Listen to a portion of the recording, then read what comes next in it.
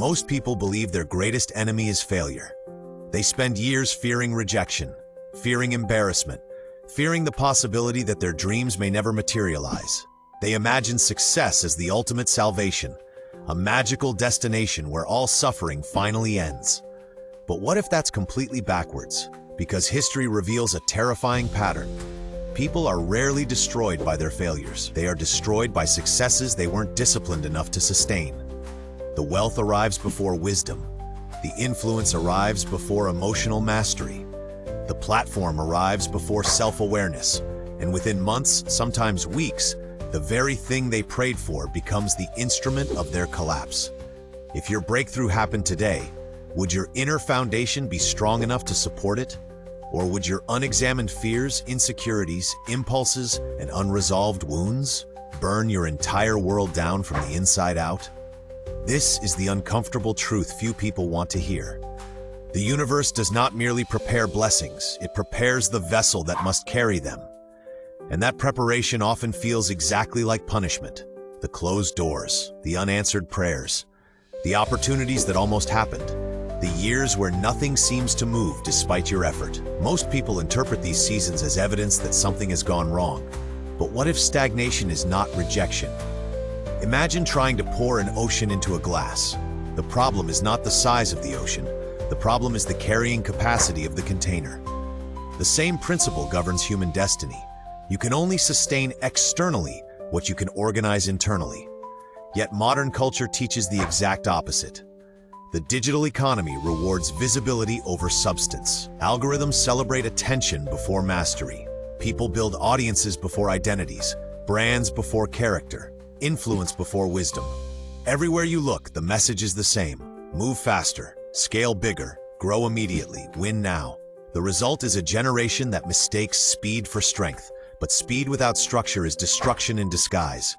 A mind given immense power before developing discipline becomes a danger to itself. An ego granted prominence before confronting its shadows becomes intoxicated by its own reflection. This is where most people misunderstand delay. They think the waiting period is empty. In reality, it is one of the most psychologically demanding phases of human development.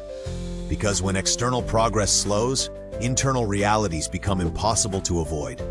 And suddenly, you are forced into confrontation with the person you truly are.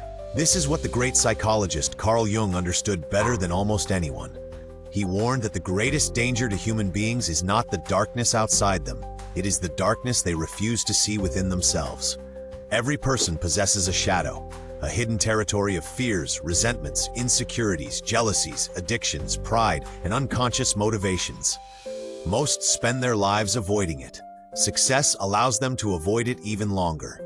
But genuine preparation requires entering that darkness voluntarily, because power magnifies whatever already exists inside you. If arrogance exists within you, power amplifies it. If insecurity exists within you, power amplifies it. If greed exists within you, power amplifies it. If unresolved trauma exists within you, power amplifies it. Success does not create character. It reveals character. It exposes every weakness that obscurity once concealed. This is why the waiting season feels so intense. You are not merely waiting for circumstances to change. You are being invited into a psychological forge. Every delay becomes an exercise in patience. Every closed door becomes an opportunity to examine motives. The process feels unfair because the ego wants immediate rewards, but the soul seeks something greater than rewards. It seeks readiness. Readiness is what separates those who survive success from those who become casualties of it. The world celebrates arrival. The universe celebrates preparation. One measures outcomes, the other measures capacity. And capacity is built in silence, away from applause, in the invisible hours where nobody sees your struggle. Where discipline is chosen without reward, where character is forged through repetition rather than recognition. This is the paradox most people never understand.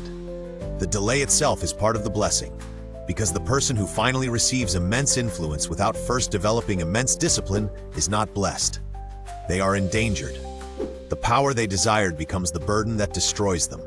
But the person who allows the waiting season to transform them emerges different, stronger, calmer, less reactive, less dependent on validation, more capable of handling pressure. more capable of carrying responsibility, more capable of surviving abundance without being consumed by it. And when their moment finally arrives, they do not merely possess power, they possess mastery over the self that wields it.